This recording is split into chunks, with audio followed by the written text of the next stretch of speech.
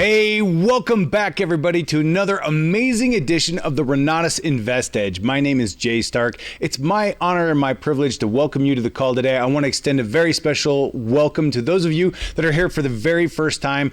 And that's about all I'm going to say. I'm going to get right into it here. Our host and our host for the remainder of the call, though, is an individual that I want to introduce to you. He's somebody that has more than 38 years of experience in business. He's been on the top of just dozens of corporations that have collectively grossed hundreds of millions of dollars. He has trained and impacted tens of thousands of lives across the world, and I can personally attest that he has impacted my life and the lives of my children. He has changed the trajectory of my family through the influence and through the good that he does in the world. It's been my pleasure to work for him for more than 14 years now, and truly, it's been a masterclass for me in being able to watch somebody who ethically and morally guides the ship in business. He considers first every single decision we make. He considers first how it's going to impact the customer. He is always concerned about under-promising and over-delivering in every little thing that we do. And you're going to get to meet him today, maybe for the very first time, but you're definitely going to get to see that in action today as he hosts the remainder of our call. So join me in welcoming out to our call the founder, the visionary, the CEO of Renatus, Mr. Bob Snyder. Jay, I can't thank you enough for the great introduction, man. It's so great working with you. And for 14 years, 14 years, we've been doing some amazing things, and we've created, thousands of success stories all across the country. And, that's what this podcast is all about. It's the ability for us to basically invite some of our students, our instructors, different individuals from our community onto the call so they can talk about the deals they're doing and the things that they're making happen right now. And as I can see on the screen, it's hitting you up saying, hey, listen, if you like what you see here, then subscribe, hit the thumbs up, like us, love us, all those wonderful things. Why? Because that way you can get notifications for when the next episode of Renatus InvestEdge is coming out, so that you be in the know. Anyway, we've got a fantastic show planned for him today, and I'm really excited about the individual that we're going to be bringing out in just a moment here, because he's a person that we've come to grow and love inside of our community. He started out as a student. I'm not going to steal his thunder because he's going to share with you some of his own backstory and some of the things that are going on. But this is an individual from one of the thriving metropolises up there in the great state of Idaho, who has been able to take the strategies and the systems that we've implemented in Renatus and apply those to his own business. He's going to share with you how he did that, some of the cool things that are taking place. Also going to talk about some of the mindset that's required around real estate investing and how critically important that is to getting deals done. So hang on to your seats, take some copious notes, because this is going to be a great session with one of our own, none other than Mr. Connor Mcintyre. So Connor, come on out here, my friend. Thanks, Bob. Hey, it's good to see you. I love to see that you are sporting, you're wearing your colors right now. And, I don't know about you, Jay, but I'm feeling some serious beard envy. Seriously, that is a beard to be envious of. Look at that thing. Thank you. Appreciate it. If I shaved it off, I'd look too young, and then nobody would believe anything I said. If I shave mine on, I won't look any younger at all. So, Connor, it's so great to have you out here. It really is. And we're excited for the opportunity to, just kind of learn from some of your wisdoms, what you've experienced, what's going on in the real estate market. And I'm really curious to know some of the strategies that you've taken and are implementing to make Renatus viable for you. Oh, yeah. Well, thank you. Yeah, Idaho is booming. It's they've actually said and came out that, like, from Pocatello all the way up through Rexburg area is going to become a little Salt Lake Valley, just like how Provo is all the way up into Salt Lake. And that's going to happen over the next 10 years. And so I'm really excited about that. And I bet you are. So much opportunity here. Hey, little fun fact for you, Connor. You're going to love this, because the New York Post put out an article just a little while ago, and they did some research to determine their top 10 million-dollar cities in the United States. Top $10 million cities. Those are the cities they're projecting by 2033, so that's just 8 years away, that will have a median home price of over $1 million. And Boise, Idaho was right there at the top of the list. Yeah. That's awesome. Yeah, that's exciting for when you already have property, kind of scary if you don't. So everybody should get educated and get on it. Or maybe that just means now is the time to get property if you don't. Yeah, that does drive a little bit of Exactly. urgency. I'll tell you what, when we went through the last, real raise of appreciation, I was grateful for all of my property because it made me a few $1,000,000 without having to do a dang thing for it. There you go. Yeah. No, I agree. And so, and that happened to me with COVID, same kind of thing. I got myself into a deal that could have went sideways, but because of the appreciation game, it went really well, and it continues to go well. And so, and my mindset's definitely changed through all of that, and what's been able to happen in our lives here. So I'm curious. I know that you do a lot with raw land investing, but tell me more about the mindset shift that you've gone through. Yeah, here, let me share my screen a little bit, and I'll kind of talk about that. Let's see. Is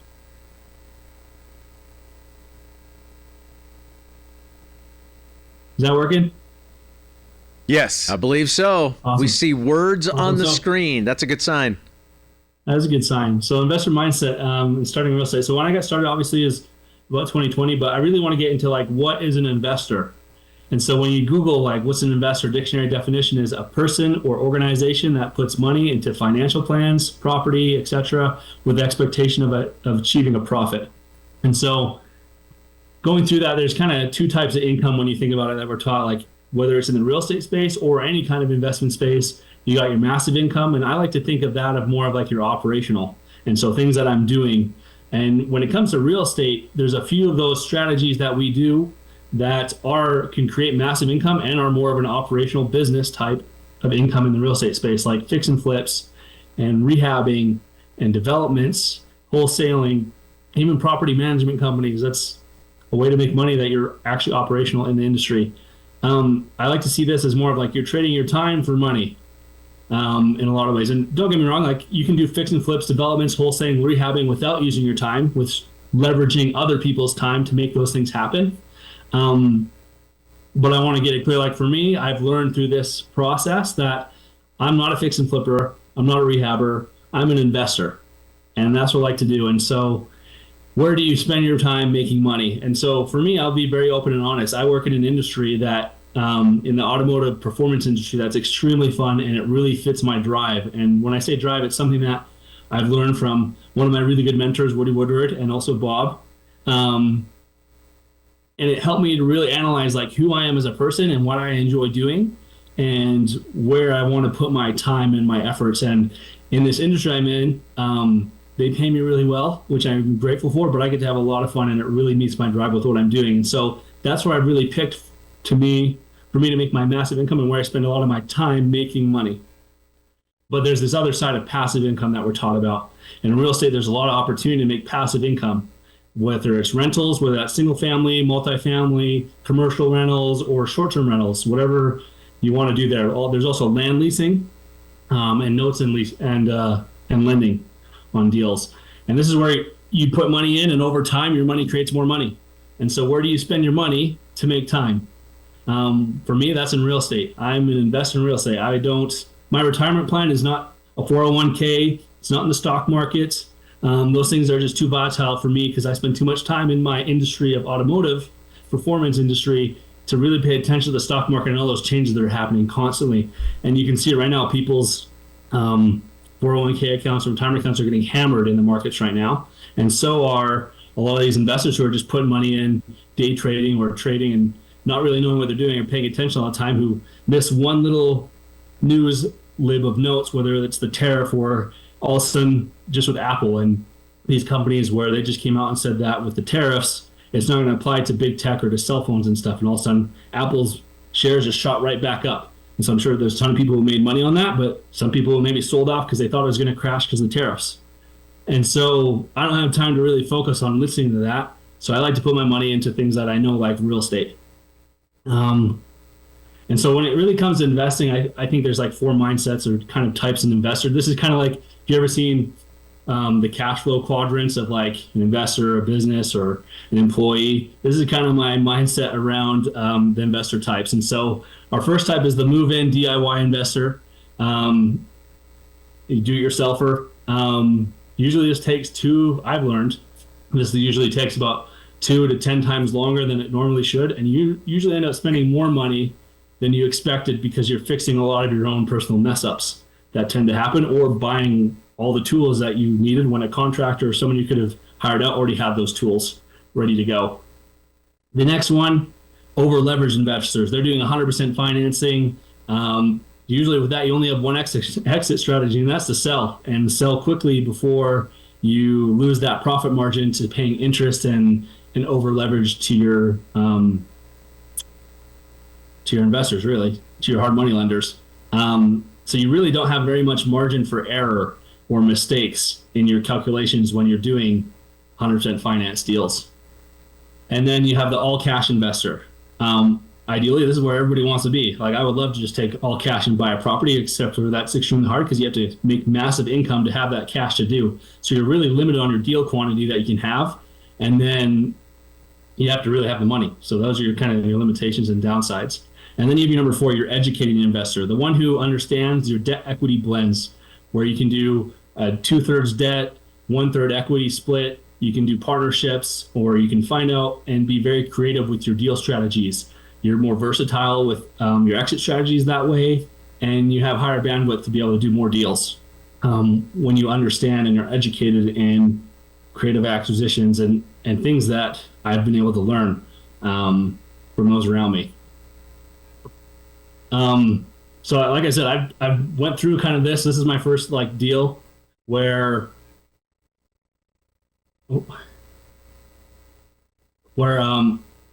I did like a live DIY investment. So we bought our house as our first property, and I turned it into the basement into a duplex. And so I rented a skidster. I started digging. I definitely hit the house a couple times. Almost took out the master bedroom window, not knowing how to run that machine very well.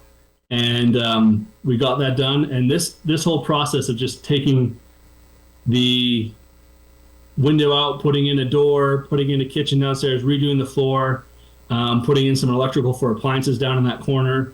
This all took me and my wife a span, and getting my little brother to come work for free, and my stepdad coming to help out.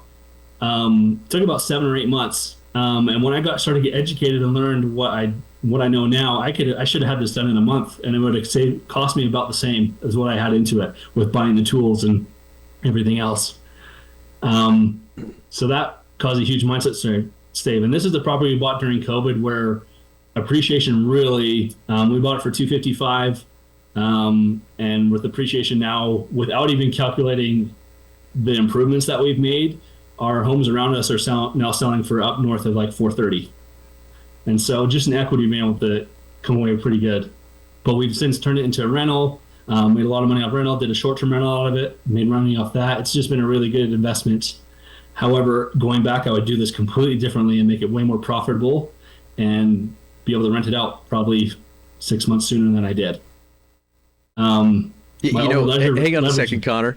Just go back to that. I just want to highlight one thing, because I'm so proud of you for taking the risk, diving in, making things happen. You're looking at it going, hey, this will be great. We can turn it into a duplex. We can have a rental property in the basement. That'll help offset our mortgage. That's all smart thinking. When you went into this project, you said it took 7 months, to finish. How long were you estimating that it would take for you to rehab that basement? I honestly wasn't too sure. I thought it was going to be I didn't know. Honestly, I didn't really calculate it out. I was just excited to get into the property. I knew the market here in Rexburg was going to go crazy, and my wife didn't want to move like I did. She liked her job too much. So I was like, hey, we're getting into real estate now. And found this deal, and I thought it was going to take maybe 3-4 months. Gotcha. And did not I'm also kind of curious about one thing. I mean, because listen, time is one of those things. It's a precious commodity that we can't get back. Having that experience, did you find yourself at moments feeling a little burned out? Because listen, you're working a full-time job, you're doing real estate investing on a part-time basis. So that means you're working evenings, weekends, holidays. At least I'm making that assumption. Is that kind of your schedule? Yeah, evenings, holidays, weekends. And it was tough. I got burnt out really quick because I like to have fun and I like to go do fun things. And this was not fun for me in really any way. So that being the case, that being the case, you've obviously learned a valuable real estate and life lesson. Expand on that a little bit. Going forward in the future, would you ever do a do-it-yourself project again? Oh no, I have the skill set. I know how to do it, but I can't, like, I don't have the time management skills, because if something pops up, if we're going sledding becomes a priority. If we're going side by side and there's a nice day outside, like, we're going to the dunes, we're going to the mountains. I'm not pounding a hammer. Attaboy, man. Attaboy. I just wanted to add a little emphasis to that. And the reason why is because what I've seen from so many individuals is they don't value their own time. You know, they don't put a number on that. I look at, what I earn from my real estate, from my businesses, and from everything else. And there is no way in the world I would ever strap on a tool belt and a hammer, because it's an inefficient use of my time.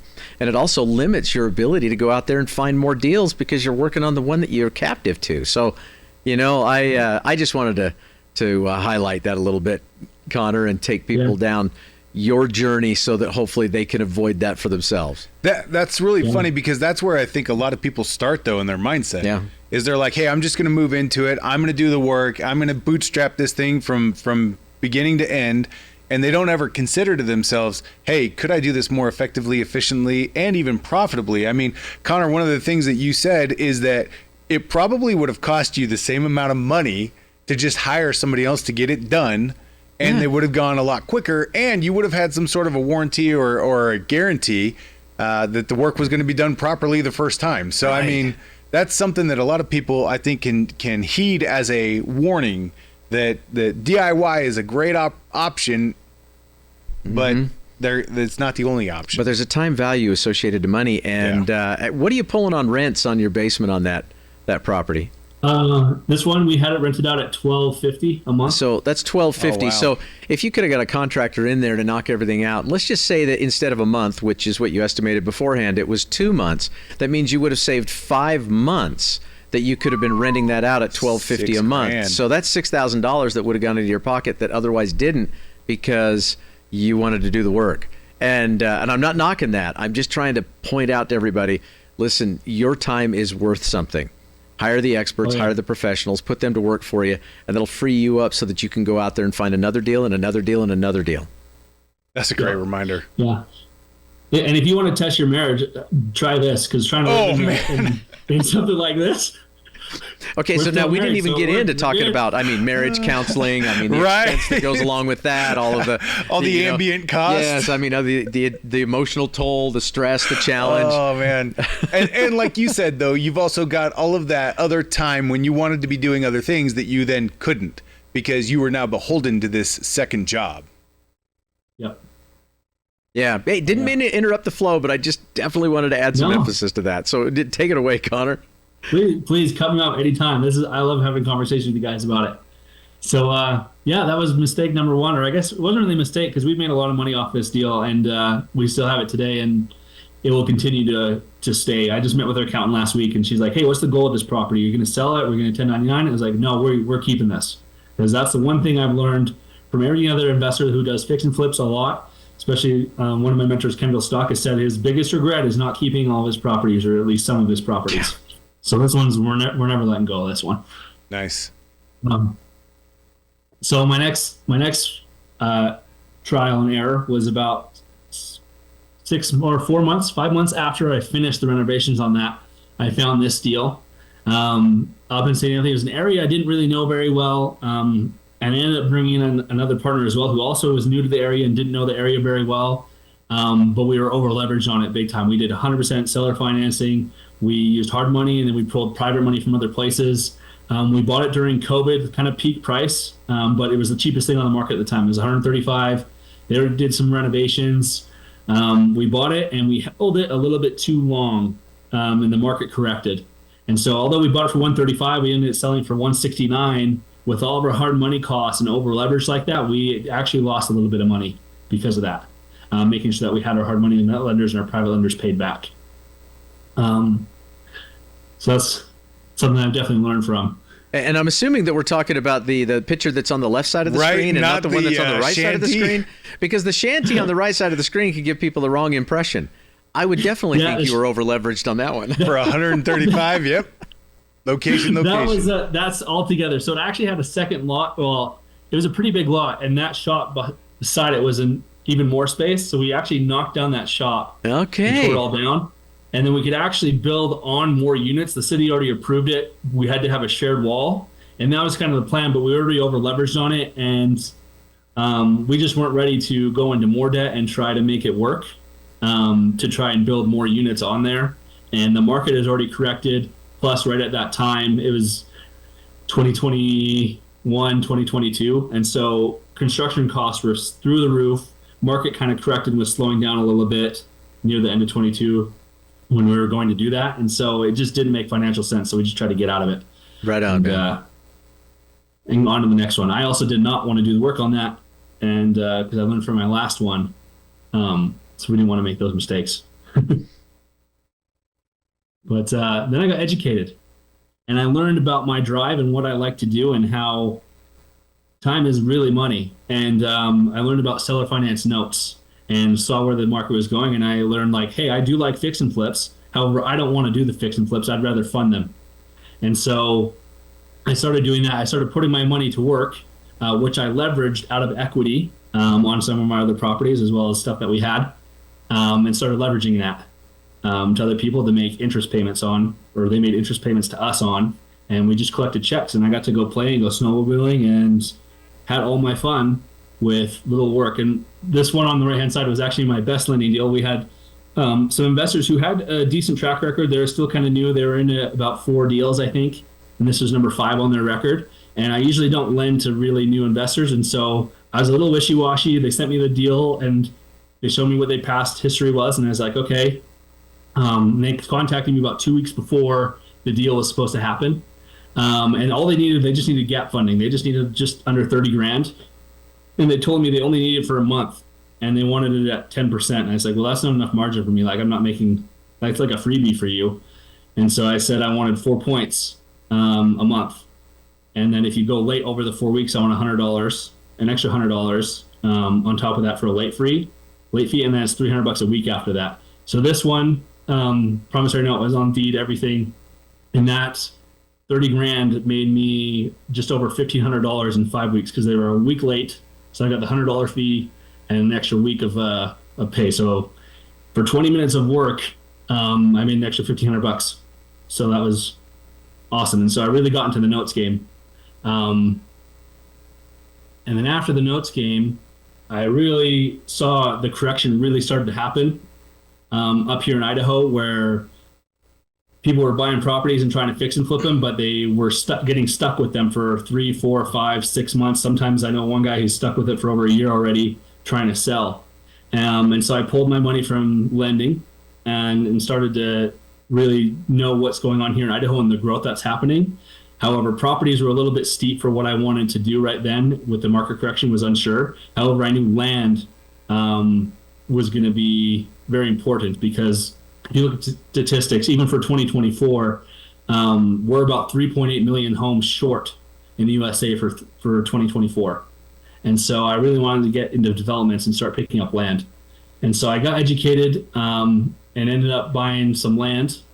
I bought 2 acres right on the edge of Rexburg. I'm 3 minutes down the road from a lot of stuff that's happening with developments. It also has a lot of trees. It's an old tree farm. And so ended up buying this 2 acres with a plan to actually build. There's a couple really big houses around. However, it's zoned for transitional agriculture. And so it can either become commercial, and that's one of the main highways 33 coming into Rexburg. So I can make this into the commercial property. I can make this into a residential if I wanted to. I can also put multiple buildings on that for residential. So I was actually going to do a bunch of tiny homes and make it into like an Airbnb little resort. However, I know the neighbors around there really well, and I knew they were going to pitch a fit if I did that. And I like those relationships. And so I have shied away from that. And we're leaning more towards turning into a small tree farm for a little bit because I've already had people offer me trees. And then we're going to turn it into a big event center for weddings and places where people can come rent it to stay, but also have it be an event, like a place where they can hold their weddings or their receptions as well, with really good accommodations for that. And this is when I actually picked up on seller financing. And so It was one of those things I got educated and learned how to have those kinds of conversations. Went to the seller who I met through someone in the community and said, hey, I think this person might be trying to sell some land. I reached out to him and we sat down and talked, and he was interested in seller financing. How much do you need down? And let him kind of speak, and used my skill set that I learned from you, Bob, in the negotiations class, and just asked him questions and shut my mouth and waited for him to give me the numbers. And so he said he needed 50 grand down and no less than more. I said, okay, I can make that happen. I had 30 and I knew how to find another 20. And then we got to the interest. I was like, well, how much do you want to make on interest? He's like, well, I don't really need the interest. I bought it on seller financing 10 years ago. It was 3%. I'll just give it to you for 3%. I was ready to pay 6.5%. And that was my negotiation, because at the time interest rates were up around 8%. And so I agreed and said 3%. I should have asked the question, is that the best you can do? But I was just so excited that it locked it in for 3 years on seller financing. And so that's where my money goes. Like I said, I don't invest in stocks. My retirement plan is not a 401k. My retirement plan is real estate. And so instead of me putting money into a savings account every month, I make sure that I make this land payment, and this is my savings account every month. I bought this for $130, and since then, that was a year ago, there's been other land deals that are selling for 2-acre plots that are listed for over 3. There's some for over 2, but there's some who have been selling for around 225, 180 to 225. And so I think with the appreciation and everything, this is pretty unique with how close it is to the city. And also that it's the only lot that you can find that's 2 acres that has this many trees. Everything else is just barren farmland. And it has a well on it in this top left corner that's already there as well. And so I got kind of lucky with that. But yeah, so that's where I put my money. Man, I think you did a fantastic job, Connor. Nicely done. You know, I just got to make a comment about that, because I'll never forget meeting a very, very wealthy individual. As a matter of fact, I was staying at a little boutique hotel down in Newport Beach, California, and I got an opportunity to meet the owner, who also owned literally 2 city blocks. Now, he'd gotten into car dealerships and a whole lot of other things too, but, you know, land baron, did very well for himself. And in my conversation, I said, how did you get into real estate? And he said, well, when I was a young man in New York City, he said, I had a mentor. He said, I'll never forget my mentor saying this. He said, son, go out there, you buy dirt, you hang on to it long enough, and it turns to gold. And Connor, you're already describing exactly that process. So congratulations to you. Thanks. Yeah. And we were going to start development like this year, but I'm actually holding off because I want more land. This area is blowing up enough where I'm just picking up land. And so this was actually the next deal I went for. But this is one I actually walked away from. But this was my views. And it was owned by an out-of-state investor. And he had it priced really low for what he wanted. But I had to work with the agent, and the agent wouldn't give me my information that I needed. And so I actually had to stalk him on another app where I could figure out who owned the land, and then had to do some Google research to find him and call him. And this is it's 2 acres on the side of a hill. However, after doing a lot of due diligence, finding out this is a well. This is a well down in this bottom right corner. I should have put a circle on there. There's a little building in the bottom right and the bottom left.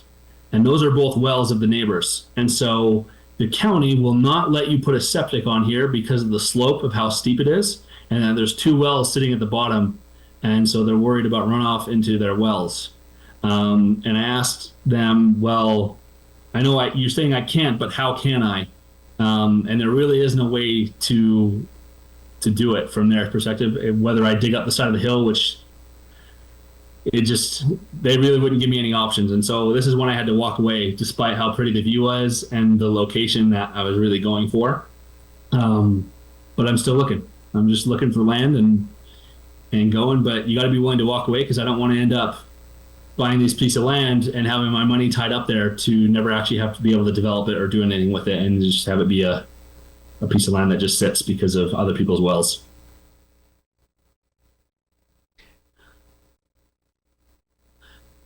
And so, yeah, that's kind of my mindset. My retirement plan is not a 401k. It's not in stock market. My retirement plan is in real in real property, so land and rentals. My qualification are uniqueness. I like unique properties, location. Like, where's the location? Like I said, there's lots of lots out there right now in Rexburg, Idaho, where it's just barren land. There's lots of fields that are turning into developments, and just lots going off for sale in a lot of different areas. I'm not super interested in a lot of those because most of them have HOAs, which I don't like, and most of them are just barren land. And so there's nothing really unique. I can find those all over the place. And so that's not something I'm going to bank on with my investment. I want something unique, and I want something in a good location. Right on. That's excellent, Connor. Nicely done, man. You know what? I'll tell you, it just warms my heart to be able to see how you've taken the education, taken, the pointers you're getting from folks in the community, and have applied that, and they're out there building it. I am curious about something. You've told me before, Connor, but I've forgotten. How old are you now? Yeah. I just turned 30. 30. Yeah.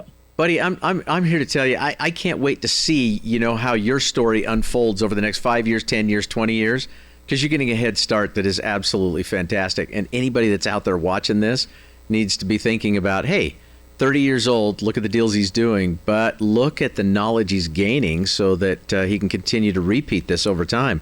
It's rare that you find somebody, that is really, before they get to about 50, that even seems to have any interest in retirement. But you've spoken about that numerous times throughout our conversation, and that impresses me. You're forward thinking. Thank you.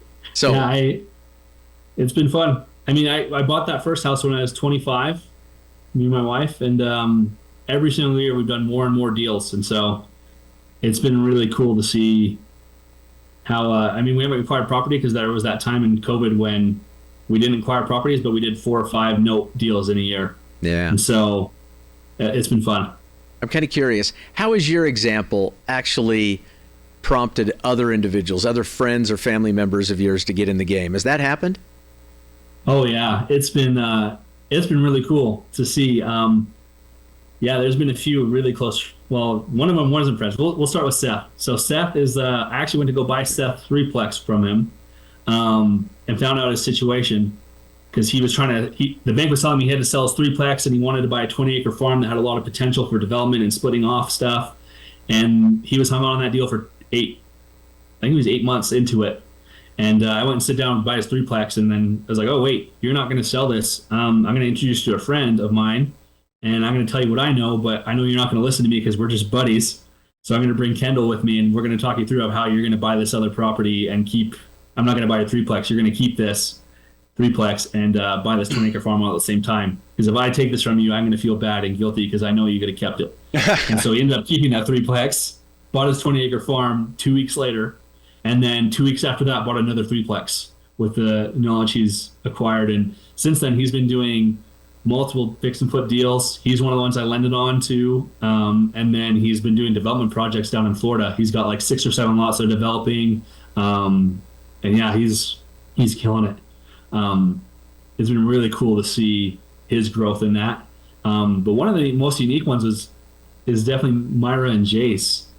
They, when I introduced Myra's brother, and Myra's little brother came and brought her to our community, and she was super excited, and then brought her husband, Jace, and he was not having it, didn't want anything to do with real estate, thought it was all a scam, didn't think that was really possible. And here we are 2 years later, and they're on their third deal. They have 2 rentals that they picked up. They had a house they were going to sell, ended up not selling it, turning it into a rental, bought another house on a discount, renovated the whole thing, and just got that as a rental. And their tenants, this was just recent, like I think 3 weeks ago or a month ago, they had it listed, and they had family chirping in their ear and friends saying, you have that listed way too high. No one's going to rent that. No one's going to pay that for rent. And then they had a guy out of Montana who sold his house, came and paid them 1 year upfront in cash for a year's worth of rent. So they got $35,000 back in their pocket to rent out that place for the year, which is crazy. And then right from that deal, they bought a fix and flip from a foreclosed property that was just down the street from this rental they were renovating that they found out from the neighbor. The guy was going into foreclosure, and they were able to help this guy who's missed about 3 months of payments, not going to foreclosure, but was able to actually get it on seller on taking over the payments. So subject to the existing mortgage, and we're able to help this guy get to a new place, a new location. He's an old guy who's retired. And also on him with an equity split in the deal. So whatever they make on the deal, this guy's also getting a percentage. So they're able to help this guy out, get out of a really tough financial situation and help change his life with real estate as well as their own. And their profit margins based off of their estimates on everything, they're going to probably make close to about $60,000 to $65,000 from profit on that. And that guy's going to get a small chunk of that, or whatever their negotiations. I'm not totally sure on the specifics, but they're also doing all the work. And so it's been really cool to see them grow over the last 2 years to get into all these different deals and change their life. I'll bet it is. So have you found that not only is your investing, I mean, it's one thing for you to do this for you and your family, but now to be able to influence others and to see their growth, how does that make you feel? Oh, so good. It's really cool to be able to just be a small piece in someone's story. It's nothing serious that I didn't do anything massive or big. All I did was open my mouth and share what I knew and said that they could do it too.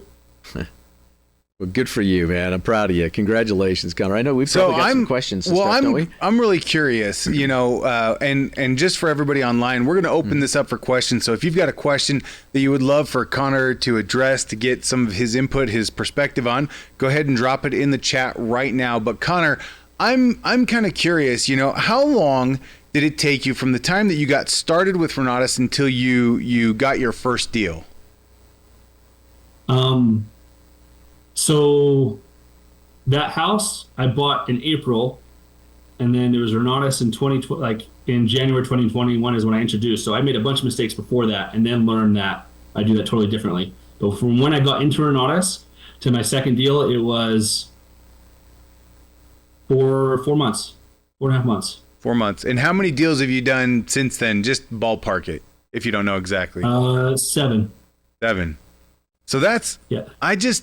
I'm trying to think, for those of people that are online that have maybe are thinking about getting into real estate and think maybe there's some of the same thoughts that, was his name Jace? Was that his name? The other guy. Myra. Say it again. Yeah, Jace and Myra. Jace, yeah, where he thinks, oh man, this is maybe too good to be true, or real estate's not for me. It's too complicated. I don't have the money. I don't have the knowledge. What kind of a difference would 7 deals make in your life over the span of a few years? If every single deal is bringing in a little bit of money, but giving you a ton of experience and then creating connections for you beyond that, how much would that be worth to you? So Connor, let me ask you this question. And I love that we asked this question at the national conference for everybody that walked across the stage during that real estate walk of fame. But from your perspective, was your investment in Renatus worth it? Oh, 100%. Yeah. Well, yeah. I mean, my investment in Renatus has made me literally 10, I think 12x what I invested. Awesome. That's awesome. All right. So we do have a question here from Spencer Clark. He said, hey, being better educated, how have you been able to go and find the land deal and other deals? Yeah. Being educated, how I've been able to do it. I look online. And I look at like Zillow and these places, but really it's just asking around people locally of like, hey, do you know anybody looking like who's maybe selling land or try to find something off market? Or a lot of them I actually do find on market, but then I usually backdoor the realtors. So I know there's probably a few realtors on here. I'm just not a fan of trying to go through one of those because they won't negotiate for me how I want. And so I usually will pull up on some other websites or like the GI system for a county and figure out who owns that piece of property and then try to find their contact info so I can contact them directly and then see if they're open to conversation for a creative financing of some sort and just try to get to know their story. That's been a huge help. That's how I was able to pick up our land. That's how I was able to pick up the one house that we ended up over leveraging. But yeah. There's awesome. Deals all around. If you just open your mouth and look. Awesome. Yeah. I love that. You can never overestimate the value of having a good network, So Deborah Brick said, good stuff shared. Thank you, Connor. Wow, an investor with heart and creative acquisitions. John Barlow says, you you consider electric composting toilets and waterless urinals. Oh, he's going back to that deal that you passed on. Our entire state restricts specific septic tanks and cesspools to protect our aquifers. Must install retro septic systems or hook to sewer. So yes, I did look into those. I even messaged, you all know Jason Andrus. He's a home inspector. He knows, he's been around everything. He's seen it all. And so I sent him stuff. I was like, hey, would this actually work and be able to do this? And we had a chat about it.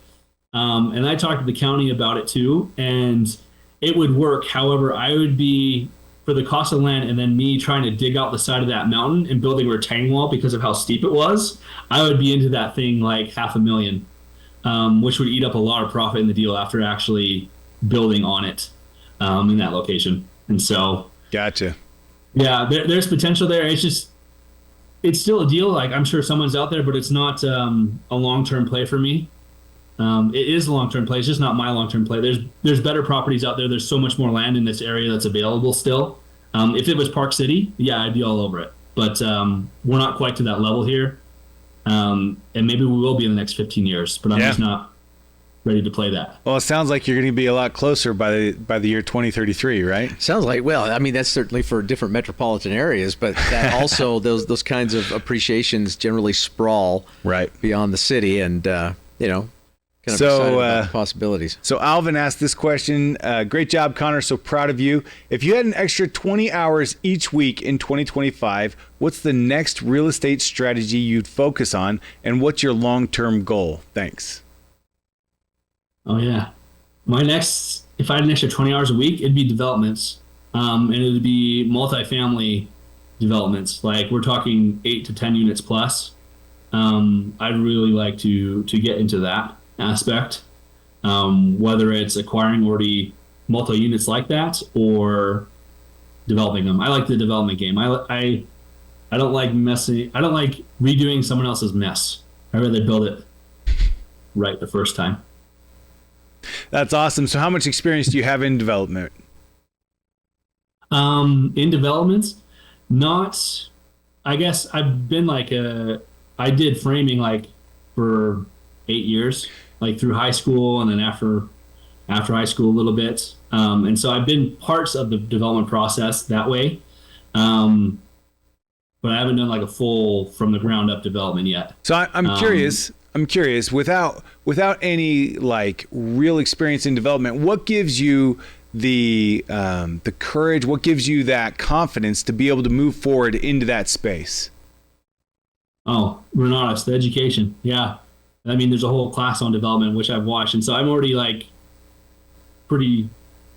know I can do it if I had the time to do it. And the capital. I'm just not, I guess, as motivated, I would say, at this stage of my life to really commit that much to really focusing on development yet. Extra 20 hours a week would totally do that for me. I just don't have that 20 hours yet. Gotcha. But yeah, it's the community. I know people who have done developments through the community of Renatus, and I have access to the instructors. And so I'm not scared of doing it all. It's just the time at the moment. Right on. Well, it's funny, Deborah Brick just posted this in the comments, but I was thinking it as well, that we've got a class that's going to be getting created here in the next, I'm not sure if we know exactly when he's coming in studio. Do we know when he's coming in studio, Bill Predabon? Yes, it's the middle. Well, you know what? I don't have the date. It's the middle of May. May. So inside of the next month, we're gonna have another class coming out that is called From the Ground Up, and it's all about being able to take either an existing lot and deconstruct it, so tear down the existing property and rebuild it, or just get new zoning for it. It's going to be all about ADUs, which is the accessory dwelling unit, which is something that's really going to be big, especially in areas of that are. They don't want a lot of multifamily around, but will have a need for more property there because more people want to live there. But yeah, Deborah, that's a great suggestion. Bill Predabon's class is absolutely going to help you with that development and everything you're looking to accomplish. That it will. And because you're out there in the rural areas too, you're going to want to tune into the new class that is right on the backside. So Bill is on Thursday, and then Umair Hawk is on Friday, where he's going to be recording his new class on trailer parks. Yeah, on mobile home parks. And mobile home parks and all that stuff. And Connor, I'm sure that there's another strategy for you to capitalize on as well. Oh, yeah. Yeah, that's definitely for sure. I've actually, one of our other students, Zach, he latched onto that at national conference, and that's really what he wants to do, because he's already done one mobile home flip. And we've talked about it a lot over the last little bit about doing little communities like that up here. That's awesome. So Joseph asked this question: which profits classes help you expand your real estate business most effectively? That's interesting. Oh, profits classes? Drive for sales, drive for development, and drive for communication. That's huge. Once you understand your drive, you can then really focus and hyper-focus on the avenues that speak to you. Without those classes, I didn't really understand how I operate. A fix and flip is going to take me 2 or 3 times as long, because I'm going to get distracted with fun things, and I'm going to take those fun things because that's my drive. Where something like notes and buying land and things like this, that I can do all those things. I go side by side on my land every weekend almost, just go check up on it. And it's a write-off, right? Because you're just going to look at one of your investments. Yeah. I think that's fantastic. Hey, I've got just an intriguing question, something that's been on my mind since we started this conversation. It's probably been on yours as well. So, Connor, do you think your ability to negotiate these good deals is more because of that amazing beard or that boyish charm that you seem to carry with you? That's funny. I saw that question going a different way in my head. Probably did too. I think the beard definitely helps quite a bit with my negotiations. I kind of see it like being really tall. I feel when really tall people are negotiating with you, you're just looking like, and so with the beard, it's just that complex, But ultimately, it's honestly your class, the negotiations class. I can't imagine where I would be today without it. It's done so much for my life, in my career path that I've chosen, as well as my real estate. Without watching that negotiations class, and I've watched it probably 3 or 4 times, I would not be where I am. That's awesome. So if you could go back and talk to yourself at the beginning of your entire time with Renatus, outside of the negotiations course, is there a course that you would recommend for people to start with, or one that would really benefit you or has benefited you? Oh, all of them. That's so hard. Honestly, the number 2 class, I would say, it's really hard because tax and legal is so important. If you don't have a good foundation, nothing is really going to work, or it's going to become more of a mess. And so, but aside from that, straight class, creative acquisitions with Chris. Yeah, that is the go-to. I mean, if you really want to know how to get deals, you got to know your creative acquisitions, because in today's market, with how many bids are going up and deals and buyers that are out there, it's really hard to get an actual deal. You're bidding higher, you're paying market value, and you're going to have to come up with all that cash and really be a cash investor, or become over leveraged because you had to pull money from all these other places, rather than doing something more creative. Right. Have you already taken opportunity to view the new advanced creative acquisitions classes? Yeah. Oh yeah. Once they came out, I was all over that. Awesome. Well, Bob, I know that we've only got a few minutes left now. We're getting close to the top of the hour. And we do. Connor, I just want to say thank you. I mean, it's so great to have a conversation with you and just to have you come out and share your perspective. You're doing a fantastic job. Really proud of you. And I know that it's just going to get better and better as time goes on. It's not only better for you and your wonderful wife and family, but to see how you've been able to share the message. It's almost a cause-driven kind of a situation, and I love that about you. So keep up the great work there. But, it's time for us to transition just a little bit. I've just got, really just 1 or 2 announcements and a couple things to make. The slide that you've got on your screen right now is for those individuals who are checking out Renatus InvestEdge. You want to be a real estate investor, or maybe you are a seasoned investor and you want to really polish things up and learn additional strategies and get involved with a network of real estate investors across the country. Well, that's what we're all about. if you want to schedule a free 15-minute consult with one of our real estate investing experts just to see whether or not there's something here that we may be able to assist you with, we'd love to offer that to you. You've got the information right on your screen there. You can go to the link or you can go to the QR code. But hey, book a call and let's have a conversation, see whether or not we could do some things together. The other side of it as well is that we've got another one of our classes, the Deal of the Decade with Chris Albin, that is now updated and is in the Renatus back office. For all of our students out there, that's another class I hope you guys will dig into, because on a regular basis, we're updating each of those classes. And this is Chris's class. This comes off of the theme that an early mentor of mine shared with me. I'll never forget. He said, Bob, the Deal of the Decade comes along about once a week when you know what you're looking for. And Chris Albin really expands on that in his class, so you don't want to miss that. And to the rest of you out there, hey, listen, here's the good news, man, is that there's plenty of opportunity out there. There really is. And if home is where the heart is, shouldn't your business be there too? Because we show individuals how to really start on a part-time basis and then over time get the education, the knowledge, and the confidence they need so that they can transition into full-time investing if that be their choice. We've got it all here. We'd love to have you be a part of it. And we're going to continue our discussion next Monday with another Renatus InvestEdge. We'll look forward to seeing you then. Until then, good day and God bless everybody.